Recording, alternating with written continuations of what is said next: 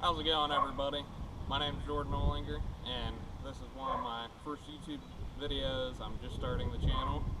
My intentions of starting the channel is to show farmers and just people who are entertained with what I'm doing, what we're doing on our farm, and to also show products that we're using on our farm and what we think of them.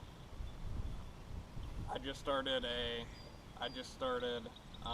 selling Pioneer seed and a few other products, and we'll be able to test them out and see how the products compare, and be able to provide consumers with visual information and not just numbers in the winter or during the summer. If they see something they like, they can come out and see it. And today on our farm, we're going to be baling some rye that we cut. We used to have around 20 cows, and we're getting up to 30, and we want to have some extra forage, and we are able to grow rye on our corn and soybean ground that would normally be fallow. So we're able to get an extra crop off of it, and it's May 2nd. So we're still able to put soybeans back into the stubble, and we'll get a video of that field in a little bit. But it's going to be a really good way for us to get an additional feed source for our heifers. There are 11 heifers standing in this field. I don't know if they're all here standing behind me, but they're actively growing. And rye, the way we cut it, it's really young, and it's going to be a really good food source for our cows.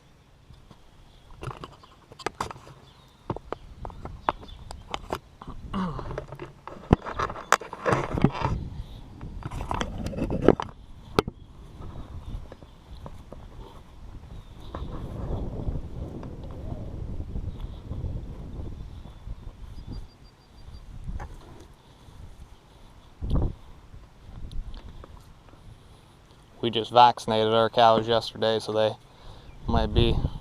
pretty calm, but they were in the chute and we were giving them shots, so they might be a little leery of me today. Normally, we'll be feeding them right now and they'll be trying to knock us down. But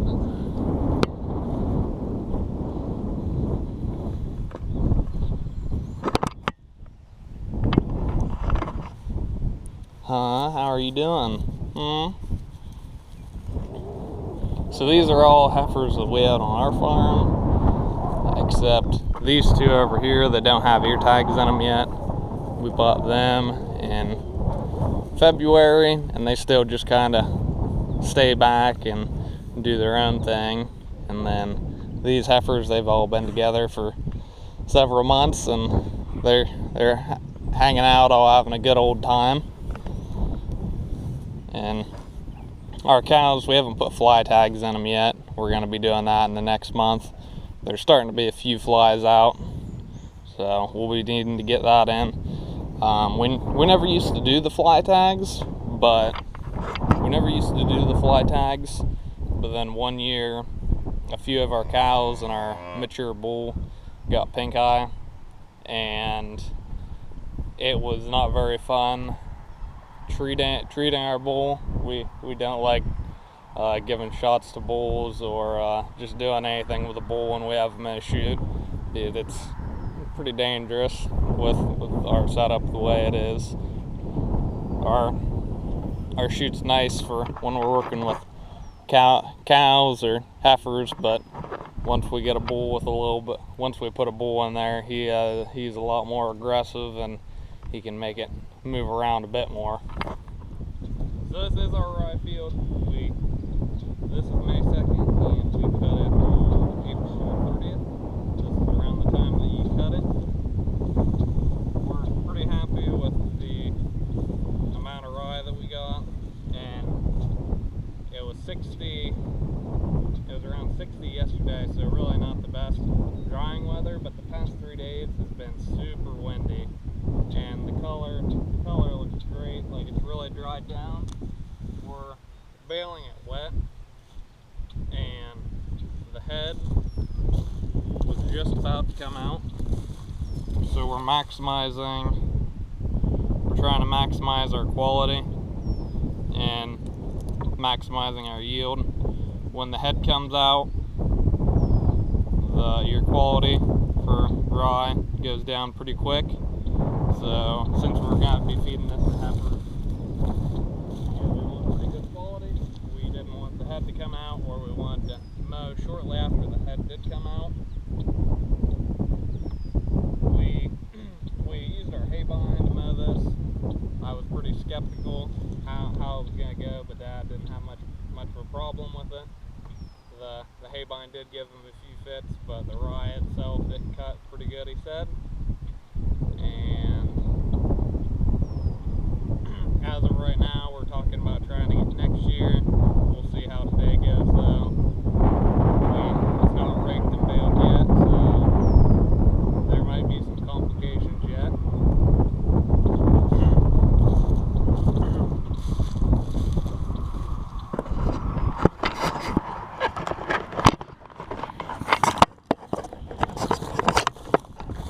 But the one thing I did like is that this stubble, it just seems like the rye has been sitting up on top of the stubble and it hasn't been laying down in the dirt.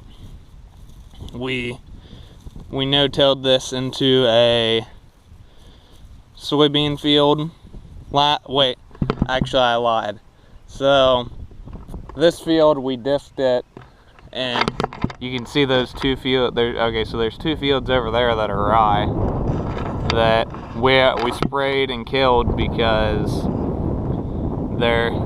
this field itself is around 12 acres, and we think that we're gonna get enough rye off of here that we didn't want to deal with that many acres, and we might want to we thought we might want to plant those acres over there earlier. So we sprayed and killed the rye, which is one way to terminate it, or you can cut it and use it as feed like this. The fields that we no-tilled looked equally as good as this field. So next year when we try this again, we are definitely going to just no-till right into it and not worry about disking it. Thanks for watching the video. If you're using rye, or if you're using a different crop and you think something is working better that we didn't do, let me know. This is just part 1 of the video. It was getting to be 7 or 8 minutes long, and I thought that was getting to be too long. So I'm going to shorten it up and do a part 1 and part 2. Let me know what your thoughts are. Put down in the comments what you're doing different, and like the video. Thanks.